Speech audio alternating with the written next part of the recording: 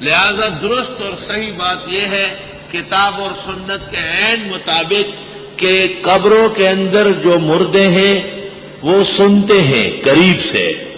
اگر کفار ہے تو عذاب کی وجہ سے نہیں سنتے ہوں گے، پٹ رہے ہیں، پٹائی ہو رہی ہے. اور اگر اولیاء اور بزرگان دین نیک لوگ ہیں تو نعمتوں میں مشغول ہے. پیغمبر نے فرمایا سنتے ہیں، لہذا سننے پر ایمان لانا چاہیے. یہ سننا اور نہ سننا عام مردوں کا مسئلہ ہے. انبیاء علیہ السلام کا سماع اور حیات بالاتفاق ثابت ہے، اس میں کسی مسلمان کا کوئی اور قول نہیں. نہایت افسوس و حسرت سے کہنا پڑتا ہے کہ شیخ القرآن مولانا غلام اللہ خان نے اپنے استاذ مولانا حسین علی صاحب کی تحریرات حدیث کی ایک عبارت نقل کی، والقول الثابت بأن اجزاء المیت لیست فیہا روح ولا سرور ولا فرح. مرنے کے بعد مردے کے اجزاء میں کوئی جان نہیں، کوئی تعلق روح کا نہیں، کسی درجے میں بھی اس میں جسم و روح کا آپس میں تعلق نہیں. یہ بات ٹھیک نہیں ہے.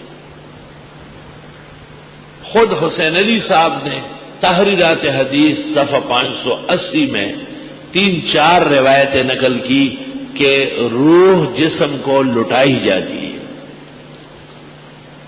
فقہ اکبر امام ابو حنیفہ کی شرح بیکندی کے ساتھ صفحہ 189 وعود الروح الی الجسد فی القبر حق، روح کا جسم کی طرف لوٹنا قبر میں برحق ہے. ابو داؤد شریف رد اللہ علی روحی، اللہ تعالیٰ مجھے روح لوٹا دے گا. تو روح کا جسم کے ساتھ مرنے کے بعد انبیاء علیہ السلام کا تعلق قوی ہے اور دوسرے لوگوں کا تعلق نوع من الحیات ہے، لیکن روح اور جسم کا کسی درجے میں تعلق ماننا پڑے گا. یہ نظریہ کہ مرنے سے جو ایک دفعہ تعلق ٹوٹا ہے قیامت سے پہلے دوبارہ قائم نہیں ہوگا، یہ بات صحیح نہیں ہے.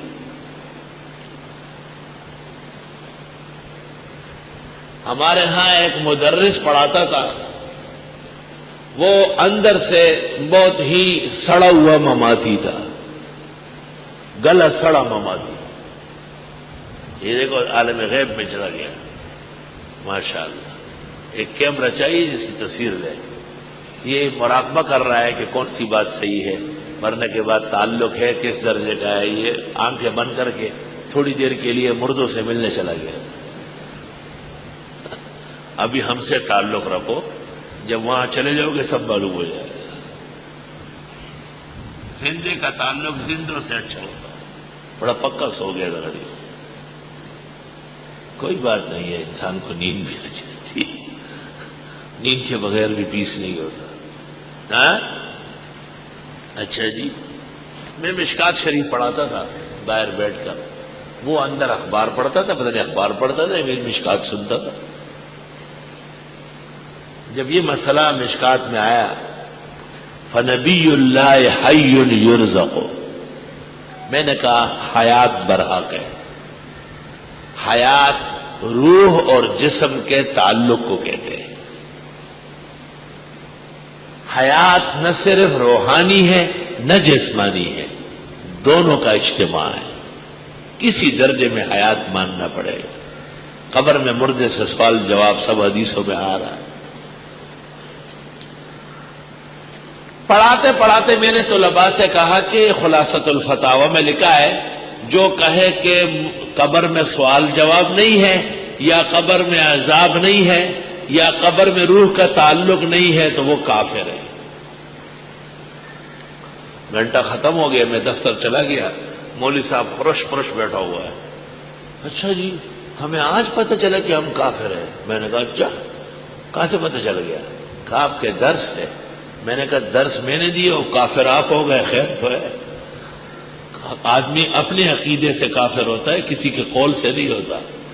تو کہنے لگا نہیں، آپ نے بتایا کہ مرنے کے بعد روح اور جسم کا کسی درجے میں تعلق ماننا پڑے گا، ورنہ مسلمان نہیں ہے۔ میں نے کہا عقیدت تو یہی ہے، تعلق تو ماننا پڑے گا۔ آپ تعلق نہیں مانتے؟ اس نے کہا کہ نہیں۔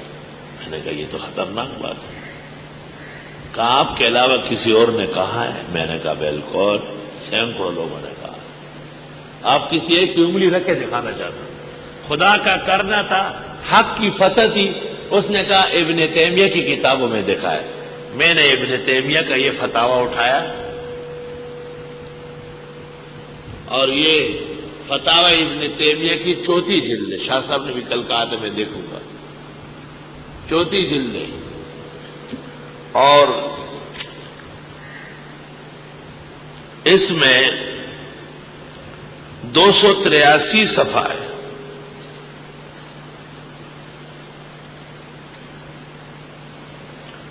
فتاوی ابن تیمیہ 4 جلد صفحہ 283۔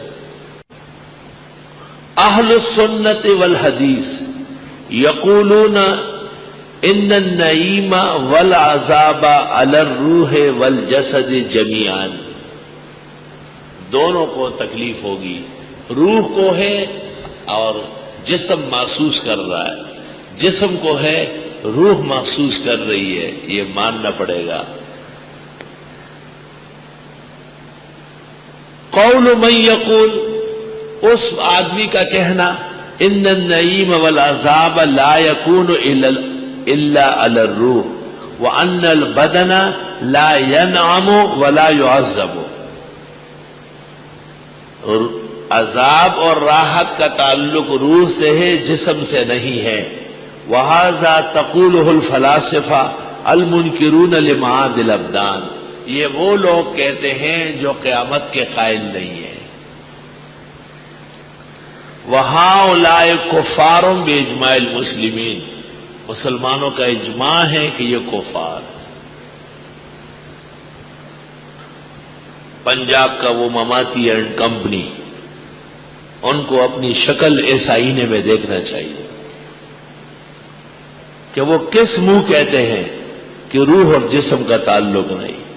ابن تیمیہ لکھتے ہیں جو کہتے ہیں کہ راحت اور عذاب کا تعلق روح سے ہے اور روح اور جسم کا آپس میں کوئی تعلق نہیں ہے، یہ وہی لوگ ہیں جنہوں نے یونان کے اندر حشر الاجساد کا انکار کیا تھا۔ وَهَؤُلَاءِ كُفَّارٌ بِإِجْمَاعِ الْمُسْلِمِينَ، مسلمانوں کا ہر دور میں اجماع رہا ہے کہ یہ کافر ہے۔ مولانا محمد یوسف صاحب لدھیانوی رحمت اللہ علیہ نے مجھ سے ایک دن فرمایا تم مردوں کے سننے سنانے کے بڑے ٹھیکیدار بنے ہو، حضرت گنگوئی کا جواب تو دو۔ میں نے کہا میں کیوں دوں، انور شاہ صاحب نے دیا ہے۔ کہا کہاں دیا ہے؟ میں نے کہا فیض الباری جلد 2 کتاب الجنائز دے۔ حضرت مولانا گنگوئی نے ایک اعتراض کیا ہے کہ کفار سن رہے تھے، اب مردے بھی سن لے تو تشبیہ کیسے بیٹھے گی؟ کفار سن رہے تھے اور مردے بھی سن لے تو تشبیہ کیسے بیٹھے گی؟ تو شاہ سے فرماتے ہیں کہ کفار بھی سن رہے تھے ہمارے عالم میں اور مردے سن رہے ہیں اپنے عالم میں، فلطفت تشبیہ، تشبیہ بہت زبردست ہو گئی۔ لطفت تشبیہ، فیض الباری جلد 2 صفحہ 247۔ باقی محقق الاثر مولانا سرفراز خان کی سماع الموتیٰ اور تسکین الصدور اس مسئلے پر انسائکلوپیڈیا ہے۔ نہیں ہے آپ سنانے والے ان کو جو قبروں میں ہیں، یعنی وہ سنتے ضرور ہے مگر سنانے والا میں ہوں۔ ان انت الا نذیر، نہیں ہے آپ مگر ڈرانے والے۔ انا ارسلناک بالحق بشیرا ونذیرا، بے شک ہم نے رسول بنا کے بھیجا آپ کو حق کے ساتھ خوشخبری دینے والا اور ڈرانے والا۔ وَإِن مِّنْ أُمَّةٍ إِلَّا خَلَا فِيهَا نَذِيرٌ، نہیں ہے کوئی امت مگر آ چکے ہیں ان میں ڈرانے والے۔ وَإِن يُكَذِّبُوكَ، نہیں تکذیب کرتے آپ کی، اگر کرے تکذیب، فَقَدْ كَذَّبَ الَّذِينَ مِنْ قَبْلِهِمْ، بس تکذیب کر چکے ان سے پہلے۔ جاءتهم رسلهم بالبينات، آئے تھے ان کے پیغمبر معجزات لے کر۔ وبالزبر اور صحیفے وبالکتاب المنیر اور کتاب روشن ثم اخذت الذین کفروا پس پکڑا میں نے کافروں کو فکیف کان نکیر کیسے رہا انکار